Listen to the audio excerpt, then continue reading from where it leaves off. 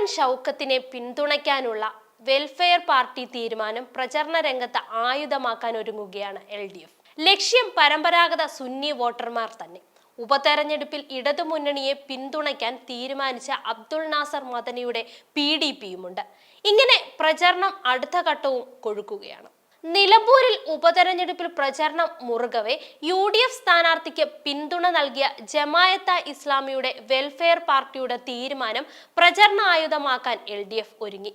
ജമായത്തെ ഇസ്ലാമിയെ എതിർക്കുന്ന പരമ്പരാഗത സുന്നി വോട്ടുകളെ അനുകൂലമാക്കാൻ വേണ്ടിയാണ് ഇത്തരം പ്രചരണത്തിലേക്ക് കടക്കാൻ LDF ആലോചിക്കുന്നത്.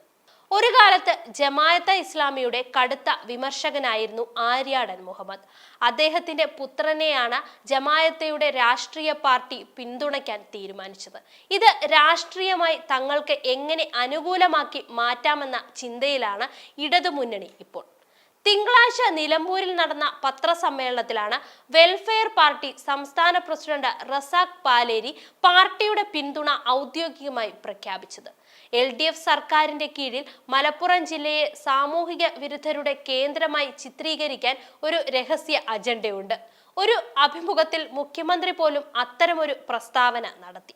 അതുകൊണ്ടാണ് ഞങ്ങൾ UDFനെ പിന്തുണയ്ക്കാൻ തീരുമാനിച്ചത്.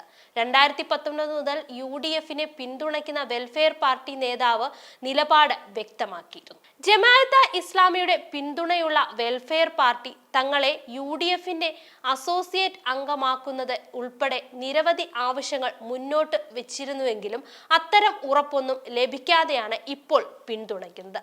നേരത്തെ VS ജോയിയെ UDF സ്ഥാനാർത്ഥിയാക്കണമെന്ന് ജമായത്തെ ഇസ്ലാമി ആഗ്രഹിക്കുകയും ആര്യാടൻ ഷൗക്കത്തിന് പകരം അദ്ദേഹത്തെ പരസ്യമായി പിന്തുണയ്ക്കുകയും ചെയ്തു. ജമായത്തെ ഇസ്ലാമിക്ക് പുറമെ PV അൻവറും ജോയിക്ക് അനുകൂല നിലപാടാണ് സ്വീകരിച്ചത്. ആര്യാടൻ ഷൗക്കത്തിനോട് നേരത്തെ തന്നെ വിയോജിപ്പുള്ള സംഘടനയാണ് ജമായത്തെ ഇസ്ലാമി. അതേസമയം മറുവശത്ത് നിലമ്പൂർ നിയമസഭാ ഉപതെരഞ്ഞെടുപ്പിൽ PDP ഇടതുമുന്നണിക്ക് പിന്തുണ നൽകും. മുൻകാലങ്ങളിലായി നൽകി വന്ന പിന്തുണ തുടരുമെന്ന് PDP vice chairman advocate Muttam Nasar അറിയിച്ചു. കഴിഞ്ഞ ദിവസം നടന്ന പാർട്ടി കേന്ദ്ര കമ്മിറ്റി യോഗത്തിലാണ് ഈ തീരുമാനം. രാജ്യത്തിന്റെ മഹാവിപത്തായ വർഗീയ ഫാസിസത്തിനെതിരെയും സാമ്രാജ്യത്വത്തിനെതിരെയും ശക്തമായ നിലപാട് എക്കാലവും സ്വീകരിച്ചു വരുന്ന ഇടതുമുന്നണിക്കൊപ്പമാണ് ആശയപരമായി കൂടുതൽ ചേർന്ന് നിൽക്കാൻ PDPക്ക് കഴിയുന്നത്. ആ നിലപാടാണ് കേരളത്തിൽ വർഗീയ ഫാസിസം പിന്തള്ളപ്പെടുന്നത്. മണ്ഡലത്തിൽ രാഷ്ട്രീയ നിലപാടുകൾക്ക് വളരെയധികം പ്രാധാന്യമുണ്ടാകും. LDF സ്ഥാനാർത്ഥിയുടെ വിജയത്തിനായി ഇടത് മുന്നണിയോടൊപ്പം PDP ഫലപ്രദമായ തിരഞ്ഞെടുപ്പ് പ്രവർത്തനങ്ങൾ നടത്തുമെന്നും അദ്ദേഹം വ്യക്തമാക്കിയിരുന്നു. LDFും UDFും തമ്മിലാണ് മത്സരം. നിലമ്പൂർ മണ്ഡലത്തിൽ ജനാധിപത്യത്തിന്റെ ഭാഗമായി LDF സ്ഥാനാർത്ഥിയുടെ വിജയത്തിനായി കാര്യമായ പ്രവർത്തനവുമായി മുന്നോട്ടു പോകും. വർഗീയ ധ്രുവീകരണ ശ്രമങ്ങൾ ജനാധിപത്യ കേരളത്തിന് അപമാനമാണ്. പിണറായി സർക്കാർ കഴിഞ്ഞ 9 വർഷക്കാലമായി സംസ്ഥാനത്തെ വികസനത്തിന് കാര്യമായ പങ്ക് വഹിച്ചിട്ടുണ്ട്.